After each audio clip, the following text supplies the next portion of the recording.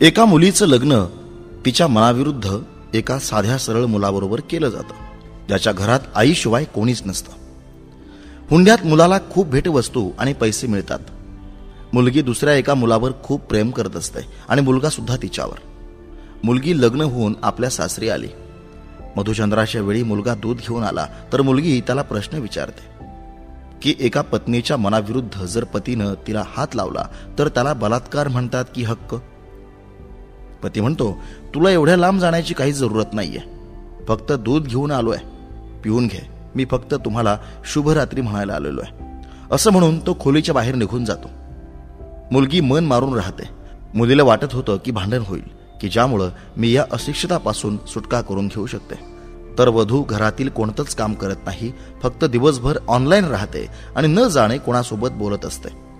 परंतु तिकडं मुलाच्या आईनं विना तक्रार दिवसभर स्वयंपाकाबरोबरच घरातले सर्व कामं केले, परंतु प्रत्येक क्षणी आपल्या चेहऱ्यावर हसू आणत फिरत होती. मुलगा एका कंपनीत छोटासा कामगार होता आणि खूपच मेहनती आणि इमानदार. जवळजवळ महिनाभर निघून गेला, परंतु पती पत्नी आतापर्यंत जवळ आलेच नाहीत. मुलगा तसा खूप शांत स्वभावाचा होता, त्यामुळे तो जास्त बोलत नव्हता. परंतु जेवायच्या वेळी आपल्या पत्नीला विचारत होता की तू कुठे जेवणार, आपल्या खोलीत की आमच्यासोबत? झोपण्यापूर्वी त्याला दैनंदिनी लिहायची सवय होती, जी तो प्रत्येक रात्री लिहित असे. मुलाजवळ एक स्कूटी होती. ती रोज पती ऑफिसला गेला की बाहेर जायची व पती परत येईपर्यंत घरी यायची. सुट्टीचा दिवस होता, मुलगा घरीच होता. मुलीनं एकदा चांगल्या जेवणाला खराब म्हणून आईला अपशब्द बोलून जेवण फेकून दिलं. मग तो शांत राहणारा तिचा पती आपल्या पत्नीवर हात उचलतो, परंतु ती आई आपल्या मुलाला खूप रागावते. इकडे मुलीला फक्त बहाणा पाहिजे होता भांडण्यासाठी, जो की तिला मिळाला. ती पाय आपटत स्कूटी घेऊन बाहेर पडते. मुलगी दररोज घराबाहेर जात होती. ती आपल्या प्रियकराला भेटायला जात असे. मुलगी खूप प्रेम करत होती, परंतु तिला माहित होतं की मुलींची एक हद्द असते, ज्याला इज्जत म्हणतात, आणि ती इज्जत वाचवून होती.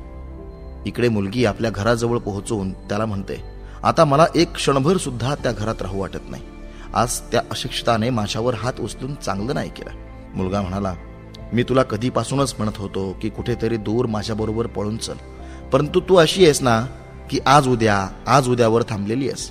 मुलगी म्हणते, लग्नाच्या दिवशी तर मी आले होते तुझ्याजवळ, परंतु तूच मला परत पाठवलं होतंस. मुलगा म्हणाला, आपण मोकळ्या हातानं कुठे जाणार होतो पळवून, तूच सांग. मी म्हटलं होतं की काही पैसे आणि दागिने घे बरोबर, परंतु तू मात्र मोकळ्या हाताने आली होतीस. शेवटी लांब नव्या जागी आपल्याला नवीन आयुष्य सुरू करण्यासाठी पैसे तर पाहिजेतच ना. मुलगी म्हणाली, तुझे आणि माझे प्रेम ओळखूनच माझ्या घरच्यांनी माझे बँक पासबुक, ATM आणि दागिने आपल्या जवळ ठेवले, परंतु मी काय आणणार होते? तर आपण दोघे मेहनत करून सुद्धा कमावू शकत होतो. मुलगा म्हणतो, चलाक माणूस पहिले विचार करतो आणि मग काम करतो. मोकळ्या हाताने पळून गेलो असतो तर प्रेमाचं भूत 2च दिवसात उतरलं असतं. आणि जेव्हा पण मी तुला स्पर्श करू इच्छित होतो तेव्हा खूप नखरे होते. फक्त म्हणत होतीस की लग्नानंतर. मुलगी म्हणते, हो, हे सर्व लग्नानंतरच चांगलं वाटतं आणि सगळे तर तुझेच आहे. मी तर आज पण कुमारी मुलगी आहे. लग्न करून सुद्धा आजपर्यंत त्या अशिक्षिताबरोबर झोपू शकले नाही, कारण की तुलाच मी आपला पती मानले आहे आणि फक्त तुझ्या नावाचे कुंकू लावायचे बाकी आहे. बस लावून टाक आणि मग जे पाहिजे ते कर. मुलगा म्हणतो, ठीक आहे, मी तयार आहे, परंतु या वेळेला काही पैसे जरूर बरोबर घेऊन ये. विचार करू नकोस की फक्त पैशांवर प्रेम करतो. मी फक्त तुझ्यावरच प्रेम करतो. फक्त काही छोट्या मोठ्या उद्योगासाठी पैसे हवे आहेत. मुलगी म्हणते, त्या अशिक्षिताजवळ कुठले असणार पैसे? माझ्या वडिलांकडूनच 3 लाख रुपये आणि वरून एक मारुती कार घेतली आहे. काही दागिने आहेत, ते घेऊन आज येते. मुलगा मुलीला घेऊन एका हॉटेलचा पत्ता देऊन निघून जातो. मुलगी घरी येऊन परत भांडण करते, परंतु एकटीच बडबडत राहते. तिच्याबरोबर भांडायला कोणीच नसतं. रात्री 8 वाजता मुलाचा व्हॉट्सअपवरती मेसेज येतो की कधी येणार आहेस? मुलगी उत्तर देते, थोडा धीर धर, अद्याप कोणीही झोपलेलं नाहीये. मी 12 वाजायच्या आधी पोहोचते, कारण की इथं तुझ्याशिवाय माझा श्वास घुसमटतोय. मुलगा म्हणतो, बरं लवकर ये, मी हॉटेलच्या बाहेर उभा राहतो. मुलगी आपल्या पतीला म्हणते की मला जेवायचं नाहीये, मी बाहेरून जेवून आले आहे, त्यामुळं मला कोणी त्रास देऊ नये. एवढं म्हणून दार बंद करून आत जाते. पती म्हणतो की त्या कपाटातून माझी दैनंदिनी दे आणि मग दरवाजा बंद कर, आम्ही तुला अजिबात त्रास देणार नाही. मुलगी दार न उघडताच म्हणते की कपाटाच्या किल्ल्या द्या. मुलगा म्हणतो, तुझ्या अंथरुणाच्या पायथ्याशीच आहेत कुलपाच्या चाव्या. परंतु मुलगी दार उघडत नाही. तर जोरात जोरात गाणे ऐकू लागते. बाहेर पती काही वेळ दार ठोठावत राहतो आणि नंतर वैतागून निघून जातो. मुलीनं खूप जोरात गाणे चालू ठेवलेले असते. ती कपाट उघडून पाहते, जे तिने पहिल्यांदाच उघडलेले असते. ती नेहमी आपले सामान कपाटात वेगळे ठेवत असते. कपाट उघडताच ती आश्चर्यचकित होते. कपाटात तिचे स्वतःचे पासबुक, एटीएम कार्ड असते, जे तिच्या घरच्यांनी तिच्याकडून खेचून घेऊन ठेवलेले असते. तिनं पासबुक उघडून पाहिलं तर त्यामध्ये पैसे पण जमा केलेले असतात, जे मुलाला हुंड्यात मिळालेले असतात. खूप सारे दागिने एका पेपर सोबत असतात आणि त्या पेपरमध्ये त्यांची सर्व मिळकत मुलीच्या नावावर केलेली असते. मुलगी खूप हैराण असते. नंतर तिची नजर त्या दैनंदिनीवर पडते आणि ती पटकन ती डायरी काढून वाचू लागते. त्यात लिहिलेलं असतं, तुझ्या वडिलांनी एक दिवस स्वतःच रक्त देऊन माझ्या आईचा जीव वाचवला होता. मी आपल्या आईवर खूप प्रेम करतो, त्यामुळं मी वाकून तुझ्या वडिलांना नमस्कार करत म्हटलं की तुमचे हे उपकार मी कधीच विसरणार नाही. काही दिवसानंतर तुझे वडील आमच्या घरी तुझ्यासाठी मागणी घेऊन आले, परंतु त्यांनी तुझी प्रत्येक गोष्ट सांगितली की तू एका मुलावर खूप प्रेम करतेस. तुमच्या वडिलांना तुमचा आनंद हवा होता, म्हणून त्यांना आधी मुलाला जाणून घ्यायचं होतं.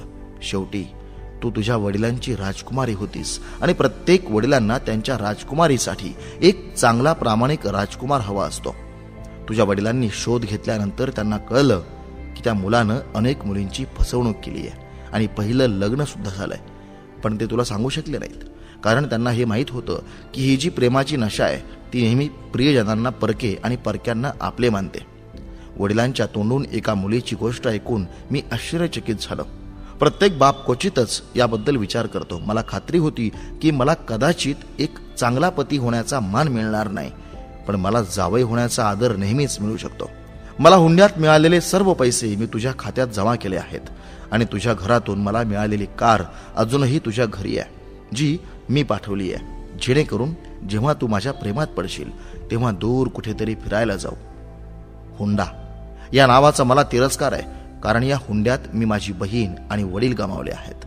माझ्या वडिलांचे शेवटचे शब्द देखील होते की कोणत्याही मुलीच्या वडिलांकडून कधीही 1 रुपया घेऊ नका. जर तुम्ही माणूस असाल तर तुम्ही पैसे कमवून खाऊ घाला. तुम्ही स्वतंत्र आहात, कुठेही जाऊ शकता.